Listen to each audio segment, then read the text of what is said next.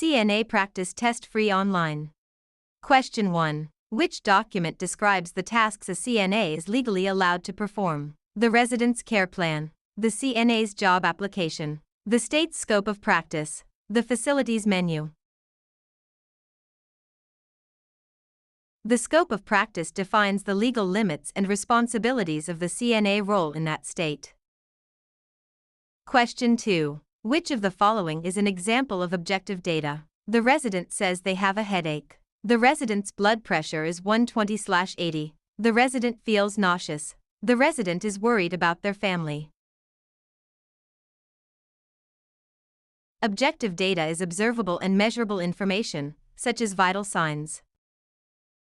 Question 3. What is the normal range for an adult's oral temperature? 96.6 to 98.6 F, 97.6 to 99.6 F, 98.6 to 100.6 F, 95.0 to 97.0 F. The average oral temperature is 98.6 degrees Fahrenheit, with a normal range typically between 97.6 degrees Fahrenheit and 99.6 degrees Fahrenheit. Question 4. What should a CNA do before entering a resident's room? Walk right in. Knock and wait for permission to enter. Call out the resident's name from the hall. Check the resident's chart. Knocking is a matter of respect and privacy for the resident's home. Question 5. What is the primary goal of restorative care? To perform all tasks for the resident. To help the resident regain or maintain the highest level of function. To cure the resident's illness. To move the resident to a hospital. Restorative care focuses on helping residents maintain or regain their independence and physical function.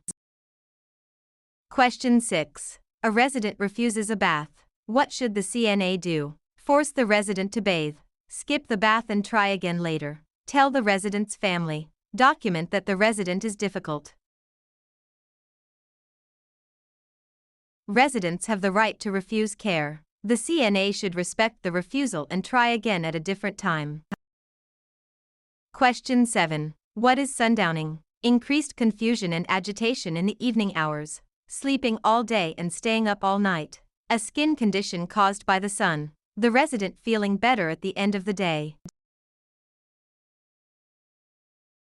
Sundowning is a phenomenon where confusion and behavioral problems worsen as daylight fades. Question 8. A resident is having a seizure. What is the CNA's priority? Place a spoon in the resident's mouth.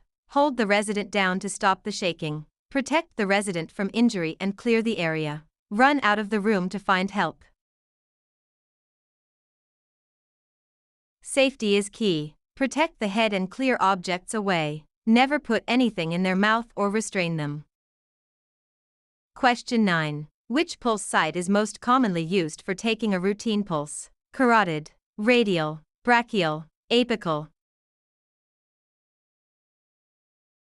The radial pulse, at the wrist, is the most common site for measuring heart rate in adults. Question 10. How often should a resident who is unable to move be repositioned? Every hour, every 2 hours, once per shift, only when they complain of pain. To prevent pressure ulcers, immobile residents should be repositioned at least every 2 hours.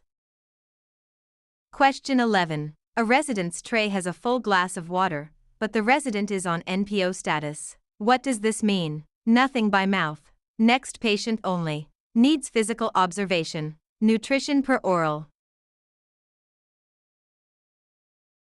NPO stands for nil per os, meaning nothing by mouth. No food or water should be given. Question 12. Which of the following is a sign of dehydration? Clear, pale yellow urine. Moist skin. Dark, concentrated urine. Increased appetite. Dark, strong-smelling urine and low output are classic signs of dehydration. Question 13. An ombudsman is someone who provides medical care to residents, advocates for the rights of residents in long-term care, manages the facility's budget, inspects the kitchen for safety. An ombudsman is an official advocate who helps resolve complaints and protect resident rights.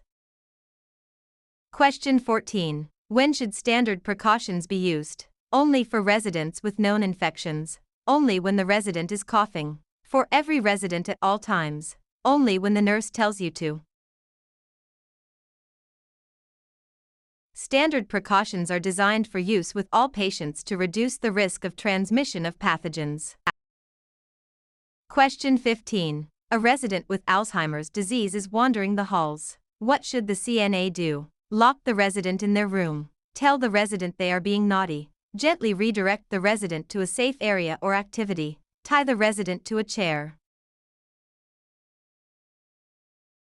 Redirection is a safe and effective technique for managing wandering behavior in dementia patients. Question 16. When communicating with a hearing-impaired resident, the CNA should shout as loudly as possible, speak slowly and face the resident directly. Only use written notes. Avoid talking to them. Facing the resident allows them to see your lips and facial expressions, and speaking clearly helps communication. Question 17. Which of the following should be reported to the nurse immediately during a bed bath? The resident is tired. A new red area on the resident's tailbone. The resident wants to wear a blue shirt. The resident is talkative. New skin breakdown or redness over a bony prominence is a sign of a potential pressure ulcer and must be reported immediately. Question 18. What is the correct way to lift a heavy object? Bend at the waist and keep legs straight. Keep feet close together. Bend at the knees and use leg muscles. Lift with your back muscles. Proper body mechanics involve using the strong leg muscles and keeping the back straight to prevent injury. Question 19. When a resident is on a bladder training program, the CNA should restrict the resident's fluid intake. Take the resident to the bathroom on a scheduled basis. Tell the resident to hold it as long as possible. Always keep a catheter in place. Scheduled toileting helps the resident regain control and awareness of bladder function. Question 20. A resident is nearing the end of life. What is the CNA's primary role? To encourage the resident to eat a large meal. To provide comfort and emotional support. To discuss medical treatments with the family. To ignore the resident since they are dying. Palliative care focuses on comfort, dignity, and support for both the resident and their family.